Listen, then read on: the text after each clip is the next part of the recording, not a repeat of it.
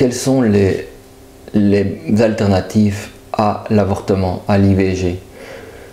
Garder son enfant ou donner l'enfant à l'adoption ou d'autres alternatives?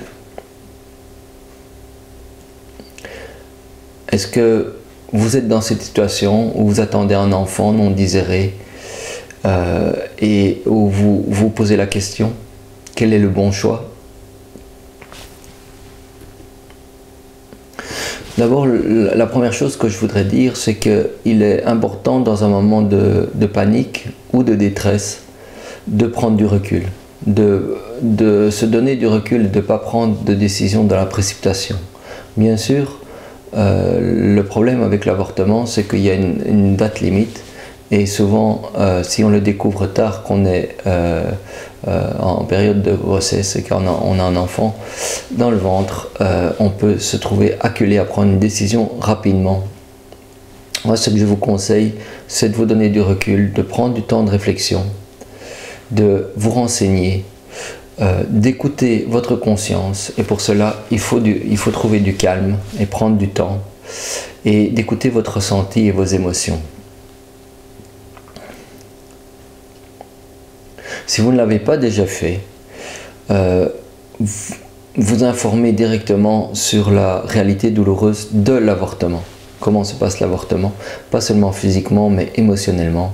Et si vous ne l'avez pas fait, de visionner les vidéos 1 et 2 de la vérité sur l'avortement. L'IVG n'est pas une option conseillée. Deuxième chose, vous renseigner, vous faire aider et conseiller pour bien choisir. Alors il y a des associations et fédérations d'associations magnifiques. Alors une s'appelle Association SOS Bébé, d'aide, d'écoute, de conseil, dont le lien est sosbb.org. Prendre son temps et se faire aider pour y voir clair, encore une fois. Face à une grossesse imprévue, non désirée, il est important de laisser passer le premier choc émotionnel et toutes ces interrogations et ces peurs. Important aussi de ne pas rester seul et de pouvoir se confier et d'être écouté. Ce que vivent les femmes confrontées à une grossesse imprévue et les couples peut être très violent. Le soutien et le réconfort de l'écoute est alors fort précieux. N'hésitez pas, dit cette équipe, cette association. Notre équipe est disponible par mail et par téléphone, écrit SOS Bébé. La Fédération d'associations EFA, Enfance et Familles d'Adoption, dont le site est www.adoptionefa.org, a plein d'informations, donc publie plein d'informations utiles et précieuses sur l'adoption. Il y a aussi un guide des aides sur le site www.jesuisenceinte-leguide.org qui est très complet. Et donc au sujet des aides disponibles pour prendre soin de l'enfant, si vous avez une situation précaire, donc les aides financières, les aides au niveau de la sécurité sociale, la protection universelle au niveau maladie, des aides au niveau logement, au niveau hébergement, au niveau emploi, au niveau études. Vous ne pouvez pas imaginer tout ce qui est fait, mis en place, et je ne parle pas encore des aides de votre environnement, qui peuvent venir de famille, d'amis, etc.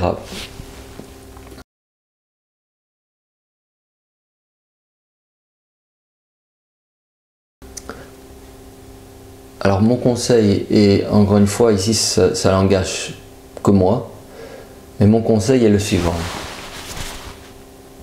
Bien sûr, chaque cas particulier doit être traité comme un cas particulier, au cas par cas. On ne peut pas faire de généralité. Mais il y a une chose que je peux vous dire, c'est ne tuez pas l'enfant. Menez toujours la grossesse à son terme. En tout cas dans la mesure où votre vie n'est pas directement en danger. Cela vous laisse le temps de réflexion. Ça vous laisse le temps de prendre d'informations. Ça vous laisse le temps d'organiser les aides et les assistances possibles. Et ça vous laisse le temps de décider si vous désirez garder l'enfant ou si vous désirez le donner à l'adoption. Le meilleur choix est de faire tout ce qui est en votre pouvoir, toutes les démarches possibles pour garder l'enfant. Si vous ressentez en vous de l'amour pour l'enfant, même dans une situation très précaire, et si vous avez un désir au fond de vous de prendre soin de l'enfant, abstraction faite de vos peurs, que ce soit lié au manque, un manque matériel, manque d'argent, manque de logement ou un manque affectif, de vous retrouver seul. Car ces peurs vont s'estomper, vont disparaître avec le temps.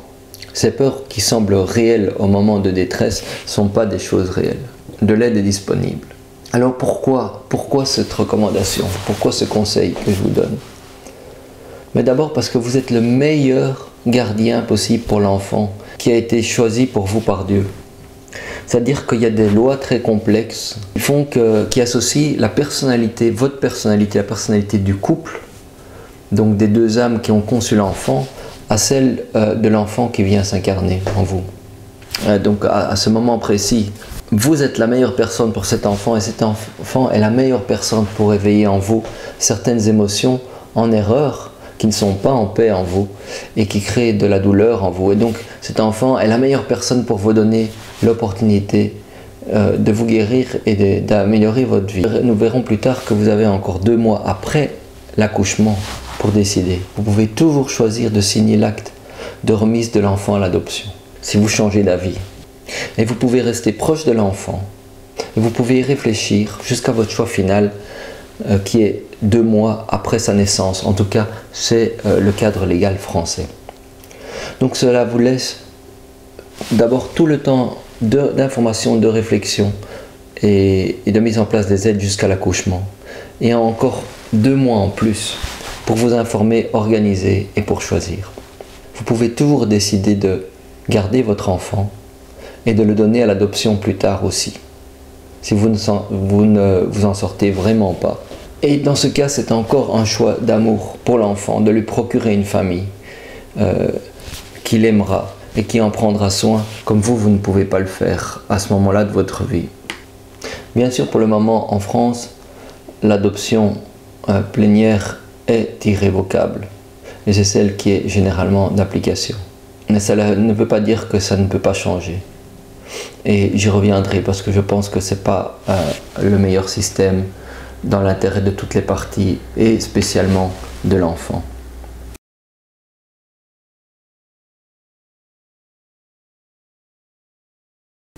Alors venons-en à un chapitre important de cet exposé sur l'adoption. Et ce sont les émotions.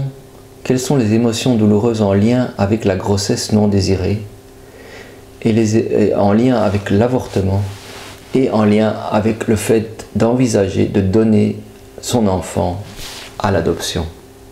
Alors il y a une distinction vraiment très importante à faire entre d'une part la douleur émotionnelle qu'on peut ressentir en lien avec l'acte d'avoir avorté et d'autre part la douleur émotionnelle en lien avec le fait d'avoir un enfant non prévu et non désiré. La douleur émotionnelle en lien avec l'acte d'avorter, ça peut être de la culpabilité, de la honte, du regret, d'une douleur intérieure profonde, de l'insomnie, de la dépression. Toutes des douleurs liées à la loi de la compensation, c'est-à-dire la loi qui nous attribue les conséquences de nos actes. Nous recueillons ce que nous avons semé. Donc nous ressentons les conséquences douloureuses qui sont automatiquement imposées dans notre âme par cette loi, du fait que nous avons pris le choix avec une responsabilité qui dépend des cas, qui peut être la nôtre à 100% ou en partie la nôtre, donc avoir pris la décision de tuer un enfant. Et donc la douleur dépend bien entendu de notre responsabilité dans le choix d'avorter.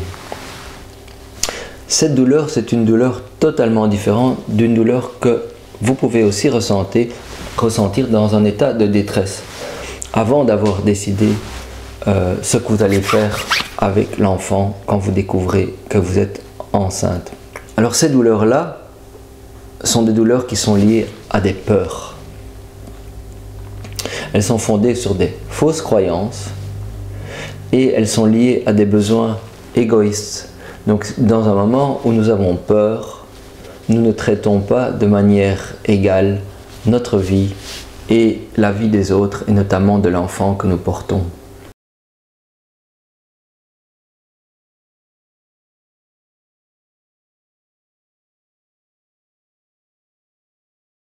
Alors les douleurs en lien avec le fait d'avoir et de garder un enfant, quelles sont-elles? Eh bien, c'est par exemple des peurs du type je ou nous n'avons pas les moyens financiers, nous n'avons pas la place, nous n'avons pas de travail,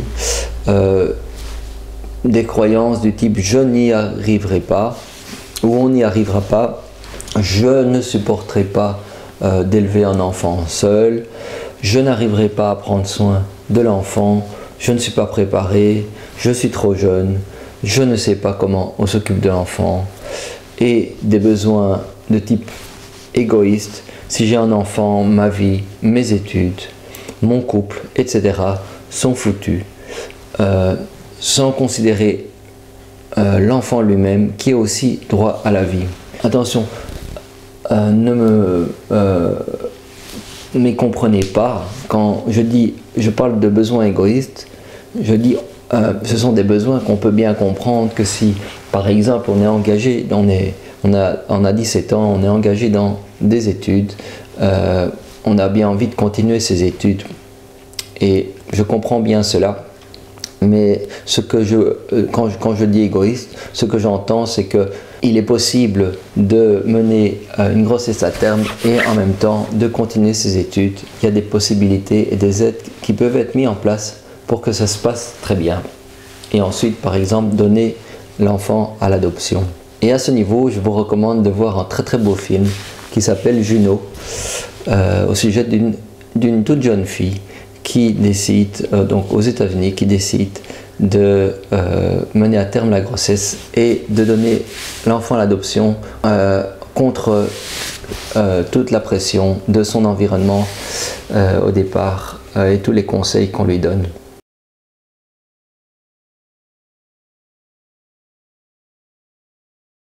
Alors, il y a un troisième type de douleur qui est différent de ces deux types de douleurs. La douleur de l'avortement et les peurs liées au fait de découvrir qu'il y a une grossesse imprévue et qu'on n'y est pas préparé. Ce troisième type de douleur, c'est la douleur émotionnelle en lien avec l'acte d'avoir donné votre enfant à l'adoption. Ou en tout cas en lien avec le fait de donner son enfant à l'adoption. Il y a une douleur dans la fausse croyance que l'enfant m'appartient, il est à moi, donc c'est ma responsabilité. La fausse croyance que donner, c'est abandonner. Et dans la loi même, on utilise le terme abandon pour une femme qui accouche sous X. La peur que donner son enfant à l'adoption, c'est automatiquement créer une blessure d'abandon chez l'enfant. La fausse croyance que le jugement de la part de la société qu'un parent qui donne son enfant est indigne, est un mauvais parent. La croyance que c'est important, que ce jugement est vrai. Et toute la culpabilité et la honte qui est liée, alors qu'un avortement est plus acceptable que donner son enfant à l'adoption. Il peut y avoir toutes sortes de douleurs liées à la procédure elle-même de donner son enfant à l'adoption. Le manque de transparence, le fait qu'on ne peut pas maintenir des contacts avec l'enfant si on désire de savoir ce qu'il en est. L'enfant va-t-il bien? L'enfant ne souffre-t-il pas d'abandon? Toutes ces choses Une mère voudrait certainement en savoir si elle ressent de l'amour pour son enfant. Le regret de ne pas le connaître, qu'on peut ressentir, ou de ne pas pouvoir s'en occuper, de ne pas avoir de relation avec l'enfant. La douleur de ne pas pouvoir changer d'avis et le récupérer si votre situation s'améliore. Toutes sortes de choses qui créent des douleurs et qui sont en lien avec le cadre actuel, le cadre légal actuel de l'adoption. Ceci dit, les organismes d'adoption affirment veiller de plus en plus à informer les couples et mamans donneuses et demandent que les familles adoptives les tiennent informés. Et donc ils soutiennent les couples et les femmes même après l'adoption. Voici quelques vérités importantes que je voudrais vous partager. La première, c'est que la détresse émotionnelle de la mère ou des parents, se sentir coupable, honteux, indigne, voir tous ces mensonges de la société au niveau de l'adoption, eh bien toute cette situation de douleur intérieure crée des blessures chez l'enfant.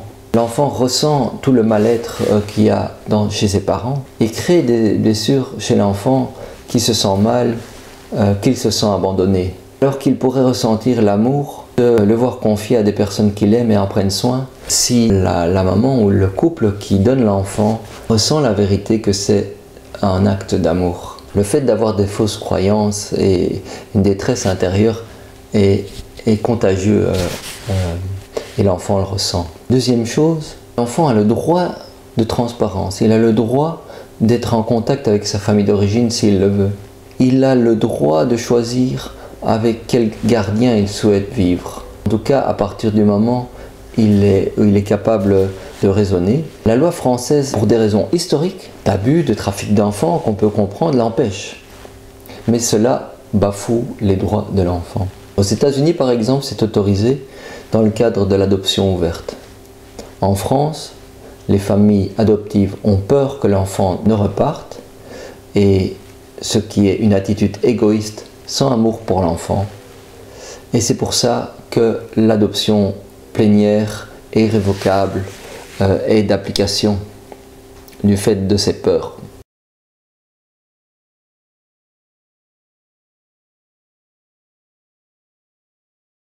Quelles sont les solutions possibles pour améliorer le système? Eh bien, créer un système d'adoption moderne, aimant et charitable pour tous. Les parents d'origine, les parents adoptifs et l'enfant. Alors ce système serait contrôlé par des organismes d'État pour empêcher les abus, commerce et trafic d'enfants. Il reconnaîtra les droits de l'enfant et des parents d'origine au contact, à l'information et à choisir, et que l'enfant n'appartient à aucun adulte. Il encouragerait et valoriserait le don à l'adoption simple, avec double filiation, ou même la simple délégation d'autorité parentale, comme la kefala, telle que pratiquée dans les pays musulmans, comme alternative préférable à l'avortement. Donc un système d'adoption simple, révocable, ouvert, totalement transparent et contrôlé par l'État, qui viserait à trouver des parents d'adoption pour toutes les situations ou le maximum de situations possibles actuelles d'interruption volontaire de grossesse. Deuxièmement, éduquer les parents d'origine et les parents d'adoption. Donc introduire dans le programme scolaire les vérités que l'enfant, l'âme de l'enfant appartient à Dieu. Dieu prend soin de tous ses enfants. Le corps physique n'est pas l'enfant, c'est juste un appendice de l'âme de l'enfant qui lui sert à expérimenter la vie sur la terre pendant un petit bout de temps. Deuxième chose à enseigner, les parents sont juste des grands frères, grandes sœurs de l'enfant qui ont participé à la création des corps physiques et spirituels, ou pas dans le cas de parents d'adoption, et qui font juste office de gardiens passagers, qui prennent soin de l'enfant juste quand l'enfant est capable de prendre soin de lui-même. L'amour du parent est un don de temps, un don d'affection, d'éducation, de patience. Donner naissance ou adopter un enfant pour tout autre motif que donner de l'amour est un motif égoïste. Avoir un héritier, se sentir une bonne personne, se sentir une vraie femme, se sentir fier de ce que l'enfant accomplit. Dans ce cas, il y a un attachement de nature addictive qui fait que son parent voit son intérêt avant celui de l'enfant. Son droit de choisir les gardiens de l'enfant. Son droit de choisir ce qu'il désire voir, ce qu'il désire faire dans sa vie.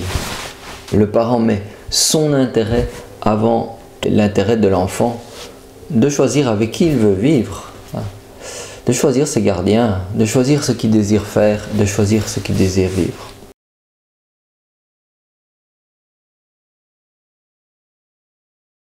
Quel est le cadre légal de l'adoption en France?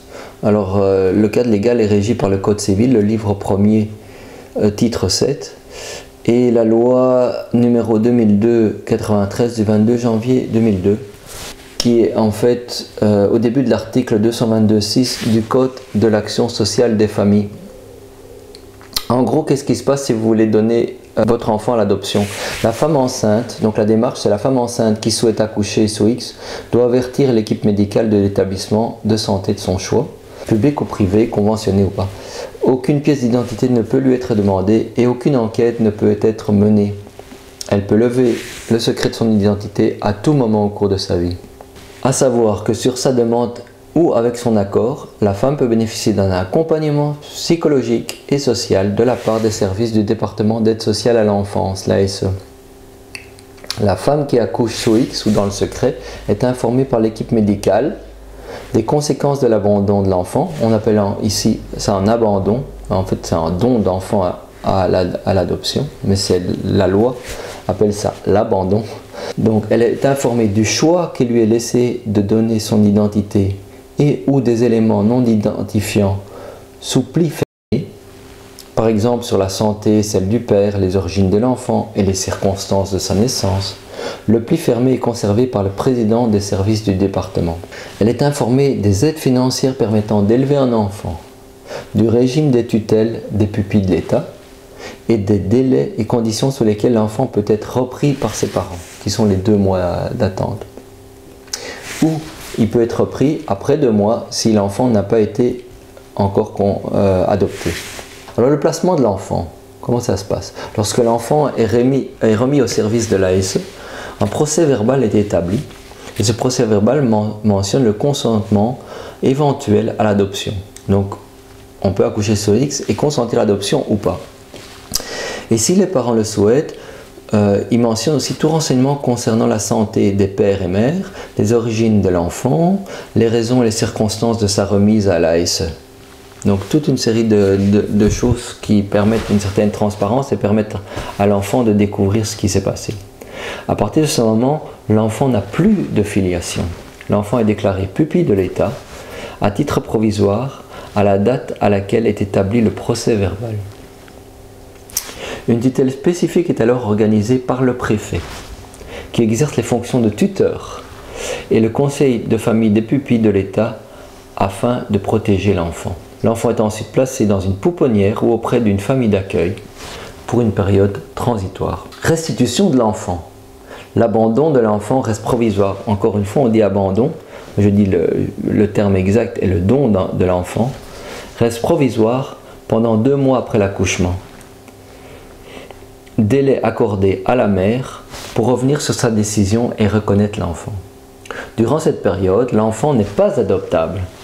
Après ce délai de 2 mois, et si la mère n'est pas revenue sur sa décision de reprendre son enfant, celui-ci est admis comme pupille de l'État et peut alors être proposé à l'adoption.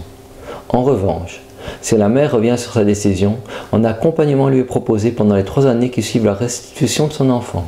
Ce suivi a pour but de garantir l'établissement des relations nécessaires au développement physique et psychologique de l'enfant ainsi que sa stabilité affective. Le père, quant à lui, peut reconnaître son enfant né sous X dans les 2 mois qui suivent sa naissance. S'il ignore les dates et lieux de naissance de l'enfant, il peut saisir le procureur de la République qui recherchera les dates et lieux d'établissement de l'acte de naissance. La mère doit reconnaître l'enfant dans les 2 mois après la naissance de l'enfant pour demander que ce dernier lui soit remis. La reconnaissance peut se faire dans n'importe quelle mairie. Il suffit de présenter une pièce d'identité et de faire une déclaration à l'état civil. Le Code civil, article 348.3, exprime que si à l'expiration du délai de 2 mois, le consentement n'a pas été rétracté, les parents peuvent encore demander la restitution de l'enfant à condition que celui-ci n'ait pas été placé en vue de l'adoption.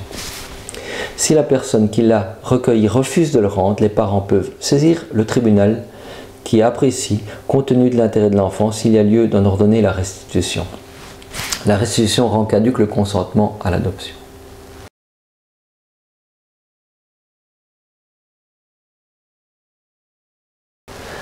La recherche de ses origines par l'enfant. L'enfant pourra demander à sa majorité ou dès qu'il est capable de discernement. C'est ça que le terme que je cherchais tout à l'heure. Donc dès qu'il est capable de discernement, il peut demander à connaître sa mère si elle en donne son consentement. Elle a aussi le libre arbitre. Donc connaître sa mère, le secret de la filiation pourra donc être levé si la mère le consent. La demande doit être faite par l'enfant par écrit au Conseil national pour l'accès aux origines personnelles, le CNAOP. Et ça, c'est depuis seulement dans les années, je pense, 90, pour être précis. En mars 2001, un projet de réforme, et il a été présenté et voté en 2002, donc le CNAOP, donc au sujet de la recherche des origines. Donc l'enfant peut s'adresser par écrit au CNAOP et peut obtenir l'enseignement sur ses origines. Alors on donne un numéro de téléphone, le 01 40 56 72 17, une adresse de messagerie et une adresse, le cnaop-secrétariat@santé.gouv.fr.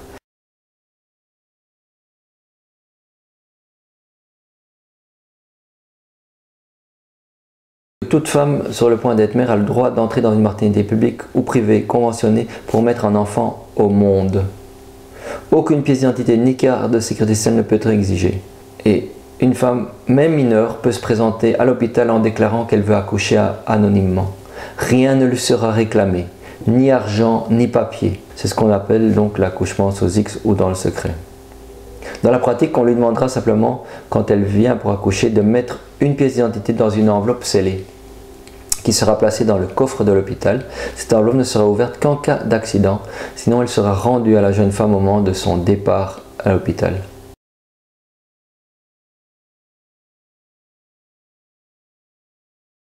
La femme a des droits qui sont ceux de toutes les femmes sans restriction. Donc voir ou non son enfant à la naissance, savoir ou non son sexe, son poids, sa taille, le prendre ou non dans ses bras, le nommer, de prénom choisi par elle, le voir si elle le désire pendant son séjour à la maternité, qu'elle peut quitter selon son gré sans avoir rien à signer, en précisant si elle souhaite qu'il soit adopté. Les frais d'hébergement et d'accouchement sont pris en charge par le service d'aide sociale à l'enfance du département. Et donc pendant 2 mois, elle peut décider ce qu'elle va faire. Elle peut aussi laisser pour lui, remis à ses parents d'adoption, lettres, cassettes, photos, son premier vêtement, son premier jouet, des explications. Ce qu'il ne faut pas hésiter à appeler les preuves d'amour dont l'enfant aura besoin plus tard.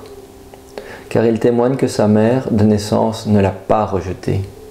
Ce sont des éléments précieux de l'histoire de l'enfant. Et l'enfant pourra revenir vers sa mère quand il le désirera aussi. Il sentira son amour même à distance. Car l'enfant, il est en contact avec sa conscience quand il est petit. Aucun nom sera inscrit sur le dossier médical et la jeune femme sera le plus souvent appelée par son prénom, suivi de X. Son enfant n'aura pas de nom de famille, il sera appelé par les 3 prénoms que sa mère ou l'équipe soignante et la mère, si la mère ne veut pas choisir, lui aura donné. Le 3e prénom lui servira de nom de famille temporaire jusqu'à son éventuelle adoption. Si elle décide de confier son enfant à l'adoption, il est souhaitable qu'elle signe avant son départ donc l'acte de remise de l'enfant. Donc c'est un acte sous seing privé, c'est-à-dire qui n'est pas enregistré par un notaire. Elle peut le signer de son prénom ou de son nom complet à son choix. Et depuis 96, la loi permet à la mère de lever cet anonymat quand elle le désire. C'est important aussi, parce que si vous voulez faire connaître un moment et donner la chance à l'enfant de le trouver. Bien sûr, cette procédure met en évidence la difficulté de concilier le droit de la femme au droit des parents et le droit de l'enfant. Parce que le texte de la Convention sur les droits de l'enfant, c'est ce que je disais plus tôt, affirme que chaque enfant doit être en mesure de connaître ses parents, s'il le désire. Et l'accouchement sous X, donc en opposition, elle prive l'enfant de toute possibilité de trouver ses parents quand la mère n'a pas jugé utile de laisser les informations. Donc en cas d'accouchement sous X, il est vivement recommandé à la mère de laisser quelques renseignements dans son dossier, même s'ils ne permettent pas l'identification. Une photo, une lettre, un aperçu de son histoire, des antécédents médicaux sont toutes des choses très précieuses qui permettront à l'enfant, lorsqu'il consultera son dossier, de mieux comprendre cet épisode de sa vie. C'est vraiment aussi un acte d'amour. Enfin, il n'est pas obligatoire d'accoucher sur X pour confier son enfant à l'adoption. Il est tout à fait possible d'accoucher sous son nom, de reconnaître l'enfant, puis de le confier au service d'aide sociale à l'enfance en vue de l'adoption. Ce n'est pas un abandon, c'est un don à l'adoption. Donc pour cela, un consensus à l'adoption doit être signé.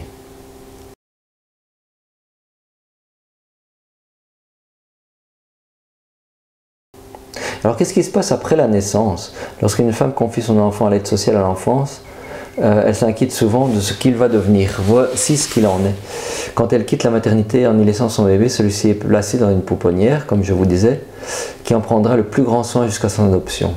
Il sera identifié par les 3 prénoms, comme je vous disais. Pendant cette période, sa mère peut demander à le voir et le reprendre si elle pense que la situation s'améliore, qu'elle peut assumer l'enfant. Donc ensuite, au bout des 2 mois, elle peut décider si elle le garde ou pas. Les familles adoptives sont très soigneusement choisies par les organismes d'adoption.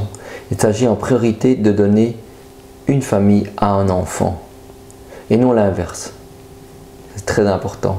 C'est vraiment l'enfant qui doit revenir au cœur de choix, qui est juste une victime aujourd'hui. Donc donner une famille à un enfant, ce qui signifie que ce choix s'effectue toujours dans le sens de l'intérêt de l'enfant.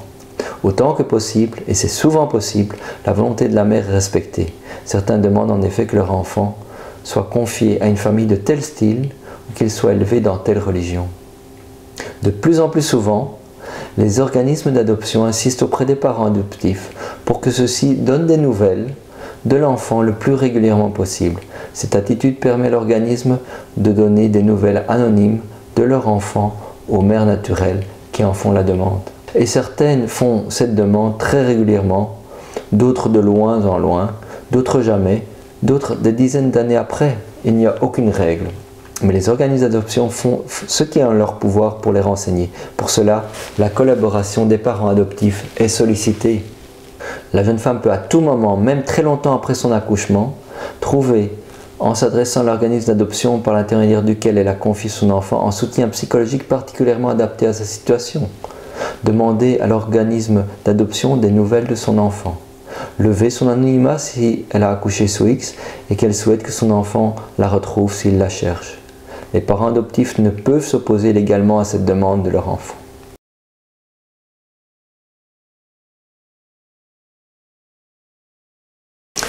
Alors en pratique, comment donner votre enfant à l'adoption?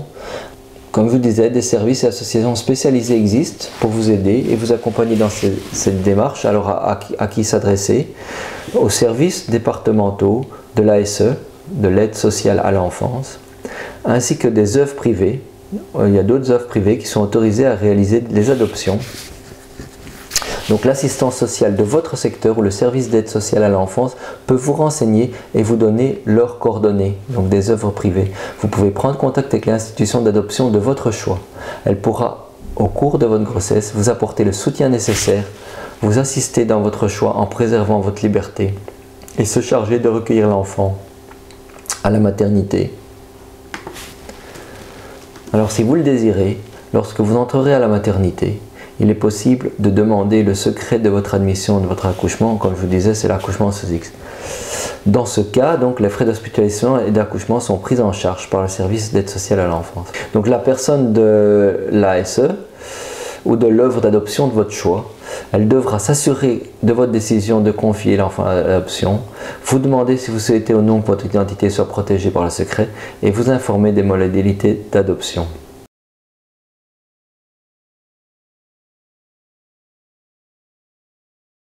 Alors, les organismes d'adoption en France. Alors, il y a une association qui travaille en étroite collaboration avec l'État et les services d'adoption de la SE, et qui assure l'accompagnement des mères qui font le choix de confier leur enfant à l'adoption. Et cette association, une association de groupement éducatif, service AGE Moïse, Moise, M-O-I-S-E. Ça s'appelle AG Moise, A-G-E-M-O-I-S-E, AG Moise, dont l'objectif est d'accompagner les femmes enceintes en difficulté, réfléchir à l'IVG, les aider à faire un projet pour leur enfant, soit l'accueillir dans les meilleures conditions ou le confier en adoption.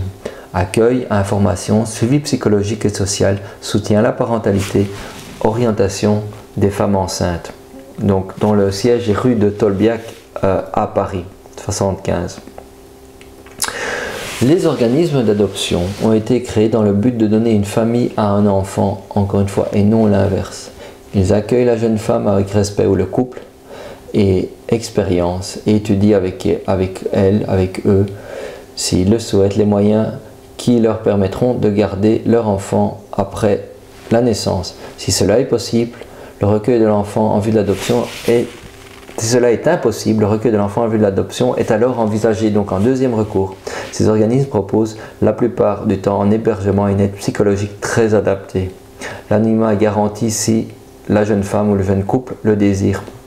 Ces organismes peuvent intervenir n'importe où en France. Voici une liste non exhaustive qui va apparaître sur votre écran d'organismes agréés par l'État où une jeune femme en couple peut trouver une aide efficace pour confier son enfant.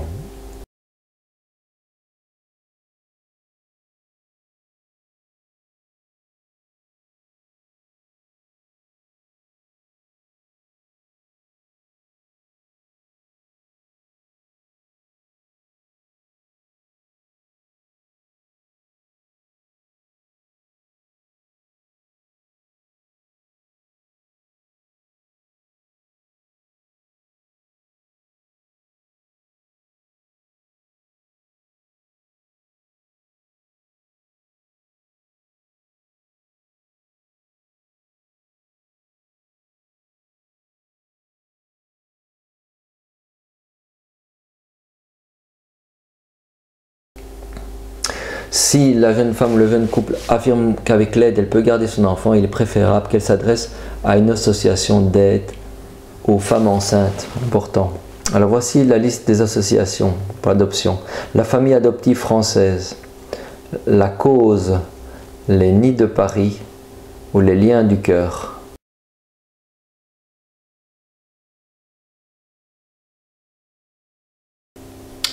Et pour conclure cette vidéo sur l'adoption, je pense qu'il est grand temps de réformer le cadre légal d'adoption, en tout cas le cadre légal qui est d'application en France et en Belgique, mais d'une manière générale dans tous les pays, afin que la procédure d'adoption soit totalement transparente, ouverte et plein d'amour, pour permettre à l'enfant de construire un amour propre et de l'estime de soi. Il est indispensable que l'enfant puisse connaître ses parents biologiques s'il le désire, qu'il soit écouté et qu'il puisse choisir avec quels parents et quels adultes il souhaite être en relation, avec quel gardien il souhaite être, et qu'il soit accompagné psychologiquement s'il en a le besoin. Il est grand temps également de mettre en place des moyens, un programme d'éducation de tous les citoyens, parents présents et parents futurs, sur la différence entre un don d'amour à un enfant et les besoins égoïstes nés des attachements addictifs à l'enfant. Le fait d'avoir un enfant pour soi-même, pour contrôler la vie de l'enfant pour se sentir mieux, avoir un enfant pour se sentir mieux, traiter les autres d'une manière égale et équitable à soi-même. Comment être éthique? Donner, en résumé, une éducation à l'amour de soi-même et des autres, à commencer par les enfants qui sont complètement innocents. Enfin, il est grand temps, d'une manière générale, d'informer, d'éduquer tous les citoyens, parents présents et parents futurs, par rapport au don d'enfants à l'adoption, afin qu'il soit considéré comme il est réellement, c'est-à-dire un don d'amour, un don de vie à l'enfant, un don de parents, de gardiens, et donc la meilleure alternative à garder son enfant, et une chance donc pour tous, et pas donc un abandon ou un risque.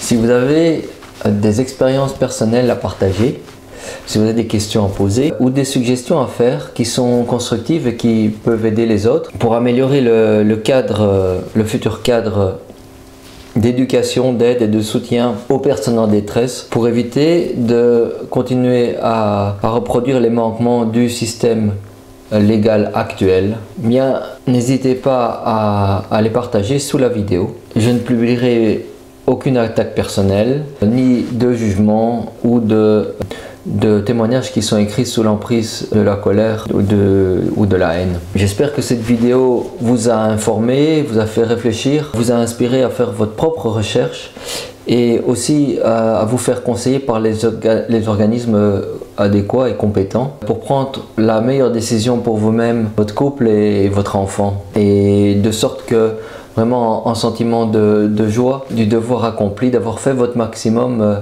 vous accompagne à l'intérieur de vous-même et que vous n'ayez aucun regret derrière vous. Donc d'avoir fait le maximum pour faire un choix d'amour et faire le choix de la vie.